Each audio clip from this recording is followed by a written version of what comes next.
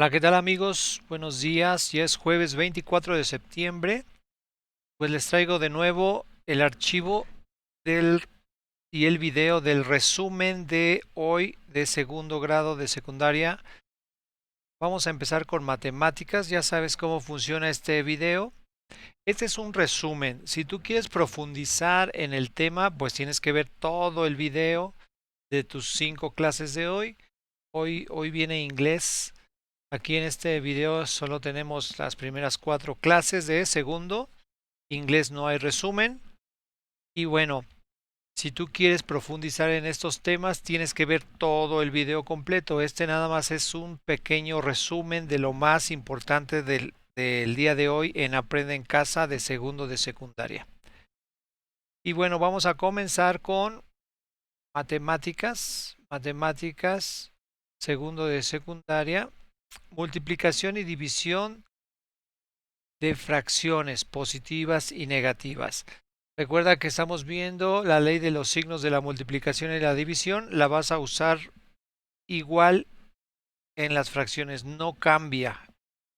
Más por más, menos por menos más. Y signos diferentes es negativo. Eso no cambia aunque sean fracciones, aunque sean decimales. Dice, énfasis, aplicar las leyes de los signos para multiplicar y dividir fracciones con signo positivo y negativo. ¿Qué vamos a aprender? Conocerás cómo usar las reglas de los signos adecuadamente para el cálculo escrito en la multiplicación y división de fracciones tanto positivas como negativas. Es lo mismo que ayer, es lo mismo que estamos viendo el mismo tema. Aquí la única diferencia es la siguiente. Si tú tienes el signo negativo puede estar en el numerador o en el denominador o en la segunda fracción también en el numerador o en el denominador o puede haber dos signos. Entonces no te confundas. Vamos a determinar el signo de la primera fracción, que es positivo. El signo de la segunda fracción aplicas menos entre más y es negativa. La primera es positiva, la segunda es negativa. Entonces más por menos y el resultado es negativo. El resultado total va a ser negativo. En el caso que tengas tú dos signos negativos, por ejemplo, si aquí tuvieras menos y el 20 es menos, entonces menos entre menos da más en toda la fracción. Entonces tú vas a determinar el signo de cada fracción y después vas a aplicar la ley de los signos de la primera por la segunda y nos dará el resultado negativo o positivo, depende de los signos. Después el algoritmo o el procedimiento, pues recuerda que la multiplicación es lineal y en la división es cruzado. En este caso es multiplicación y sería menos por más menos. Un punto importante es saber qué hacer con las fracciones. ¿Cómo saber si se multiplican o se dividen? Dice, ¿qué significa la expresión fracción de una fracción? Por ejemplo, ¿cuánto es la mitad de la mitad? La mitad de la mitad pues es un cuarto. Y esto se traduce en una multiplicación. ¿Sí? Entonces, cuando tengas que sacar la fracción de una fracción, entonces vas a multiplicar. Por ejemplo, ¿cuál es la mitad de 3 quintos? La mitad de 3 quintos. Aquí está, la mitad de 3 quintos. Eso se traduce en una multiplicación. Ya multiplicas un medio por 3 quintos y el resultado es lineal 3, 2 por 5, 10 y el resultado es 3 décimos. Vuelvo a repetir, la mitad de 3 quintos, o sea, una parte de una fracción o fracción de una fracción se traduce en una multiplicación. Eso es lo más importante de la clase de hoy. Aplicando los signos sería menos por más y el resultado es menos.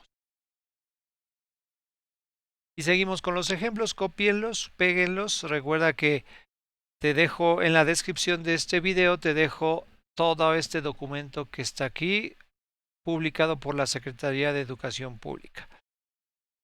¿Cuál es el producto correcto? Menos por más, menos. Puede ser la A o puede ser la D. Ahora, multiplica lineal, 2 por 1, 2, 4 por 2, 8.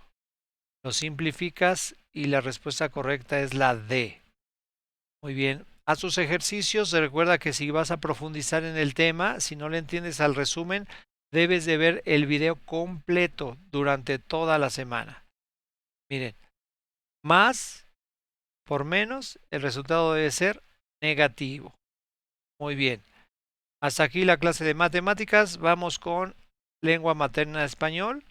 Todos hablamos español, pero diferente. Recuerda que muchas palabras en Latinoamérica significan diferentes cosas, depende la región, depende el estado, depende el país. Muy bien, reconoce la diversidad lingüística y cultural a través de la literatura. Y bueno, aquí en este programa vamos a ver a 3 exponentes de la literatura. Vamos viendo sus nombres, recuerden. En este caso, José Agustín es uno, es un escritor mexicano y cada uno tiene sus características. Aquí lo importante de esta clase es de que tiene palabritas, ¿no? Ahorita. ¿Qué significa ahorita? Con permisito.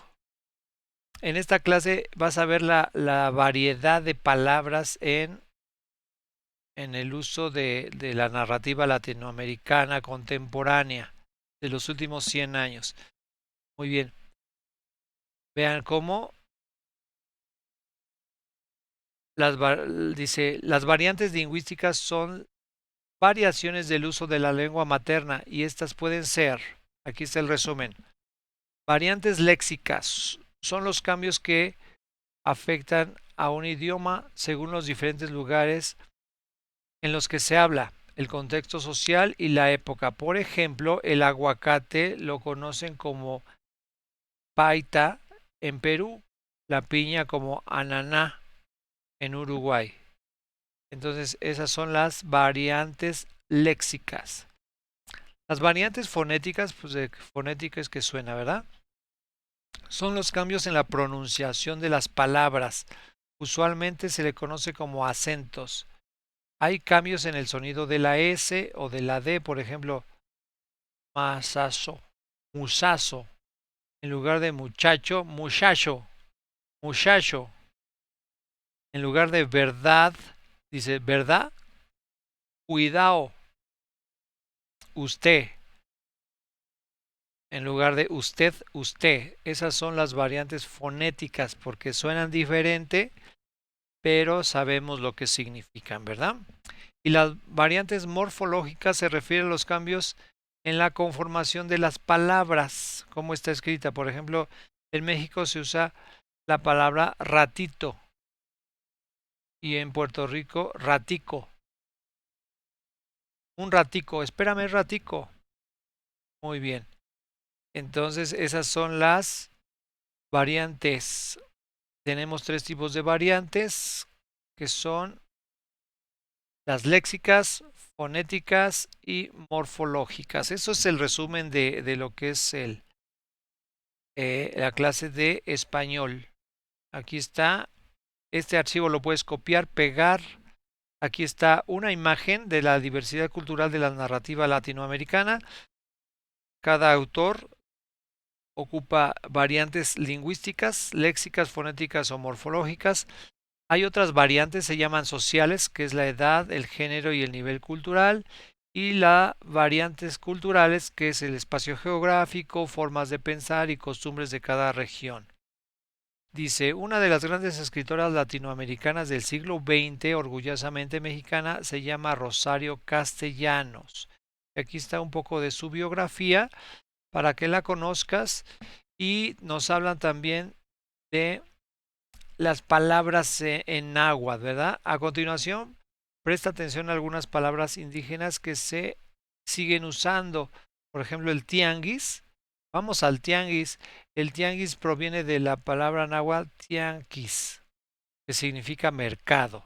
El aguacate proviene de aguacatl, significado testículo. Qué chistoso, ¿eh? Chicle. Los aztecas y los mayas pioneros de usar la goma de mascar proviene del agua Cincli. Cincli. El chicle. Chicle. Y el mapache, mapach, que quiere decir que tiene manos. Muy bien, esas palabras como son actualmente usadas, pero son de origen náhuatl, ¿verdad? Y bueno, otro mexicano, Heraclio Cepeda, otro escritor de la lengua española contemporánea. Esto es la clase de español. Y en resumen, en esta sesión has reflexionado sobre las variantes narrativas latinoamericanas contemporáneas. Consiste en las variantes lingüísticas que pueden ser léxicas, por cambio de contexto social, fonéticas, por cambio de pronunciación, y morfológicas, por cambio de conformación en las palabras. También has revisado obras de José Agustín, Rosario Castellanos y Heraclio Cepeda. Cada día te están mostrando más y más autores y escritores, ¿verdad? Muy bien. Entonces, esto fue la clase de español. Seguimos con física. Física, jueves 24, segundo grado. Ponte en movimiento. El énfasis es describir interacciones entre las fuerzas y movimientos, ¿verdad? Analizarás y contemplarás los cambios que se producen en los objetos debido a su interacción con otros, ya sea en su movimiento o en su forma. Además, conocerán los diferentes tipos de fuerza y sus características. Muy bien.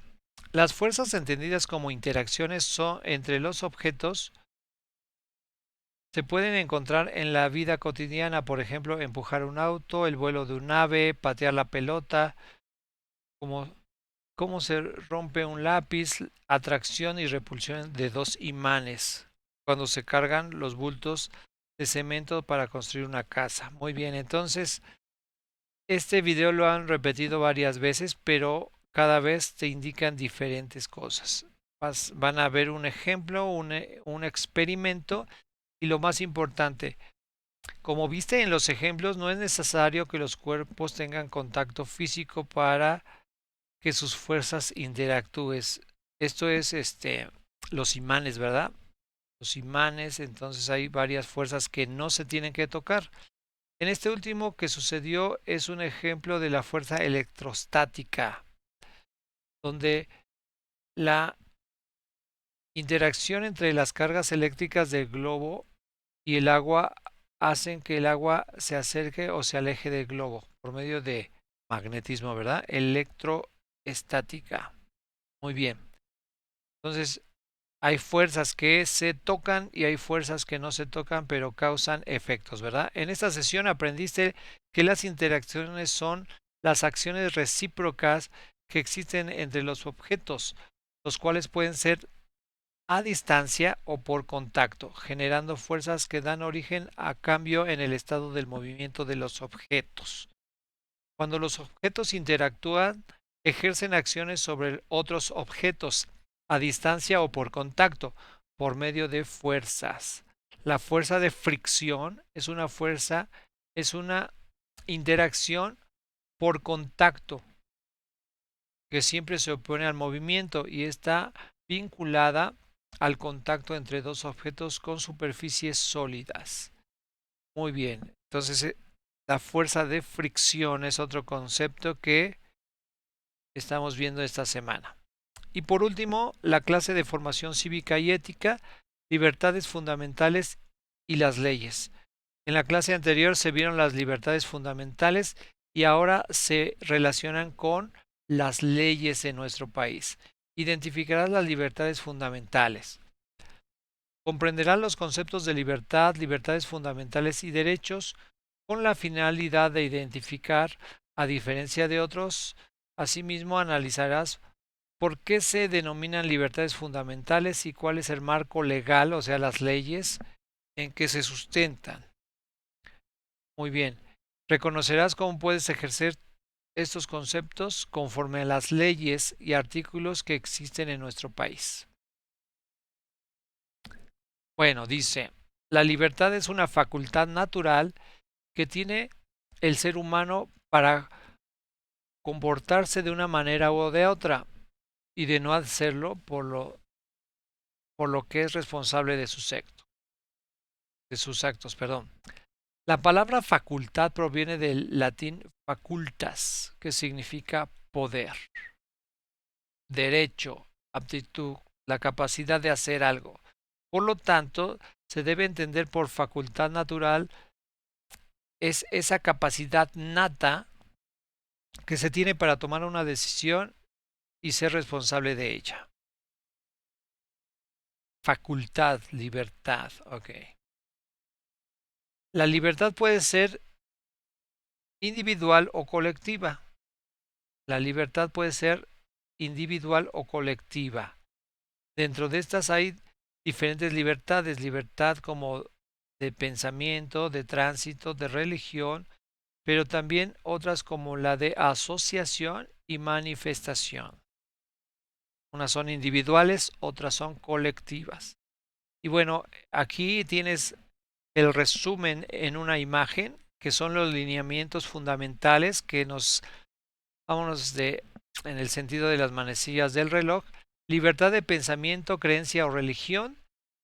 Ya vimos ayer que esta libertad incluye el derecho a participar individual o colectivamente tanto en público como en privado en las ceremonias, devociones o actos de culto. Y esto lo contempla el artículo 24 de la Constitución de México, ¿verdad? Libertad de expresión. Es inviolable la libertad de difundir opiniones, información, ideas y a través de cualquier medio. Esto viene en el artículo 7 de la Constitución mexicana. Libertad de asociación. No se, no se podrá coartar el derecho a asociarse o a reunirse pacíficamente con cualquier objeto lícito. Esto viene en el artículo 9 de la Constitución de México. Y la otro alineamiento fundamental es la libertad física. Todos los seres humanos nacen libres e iguales en dignidad y sus derechos. Eso viene en el artículo 1 de la Declaración Universal de los Derechos Humanos. Muy bien, entonces en esta clase viste lo que son los lineamientos fundamentales asociados con las leyes vigentes, ¿verdad? Bueno, ahí está. Estas son las libertades fundamentales. Véanlas, aquí las tienen. Para que lo chequen, hagan su resumen, entreguen su tarea correctamente. Y bueno, aquí está una reflexión. Expreso mis ideas sin pena o temor, poco o mucho. Ustedes van a hacer este test. Cuando hayas concluido, reflexiona sobre el número de le asignaste a cada aspecto y piensa a qué libertad fundamental está refiriéndose cada una, ¿verdad? Relacionas la libertad fundamental con estos enunciados. Dice, en 1941, bueno, estos son los antecedentes de las libertades fundamentales desde Estados Unidos en el 41 ya hablaban de la libertad de expresión, de culto, de no vivir en la miseria y de vivir sin temores, ¿verdad? Esta es la clase. Y por último, situaciones que afectan el ejercicio de las libertades fundamentales a ustedes jóvenes. Por ejemplo, los estereotipos. afectan sus libertades sobre los jóvenes en cuanto a la libertad de asociación. Limitantes que tienen las instancias que les permitan hacer valer los derechos y las libertades fundamentales. Desconocimiento de las leyes respecto a las libertades fundamentales. Subestimar su madurez para expresar sus puntos de vista y tomar decisiones. Estas son los que afectan el ejercicio de las libertades fundamentales en los adolescentes, niños, niñas y adolescentes. Muy bien, entonces esto fue el resumen de segundo grado. Esperemos que te sirva. Descarga el archivo para que tengas más material y hacer más fácil tus clases. Cuídense mucho y nos vemos en el siguiente video. Hasta mañana.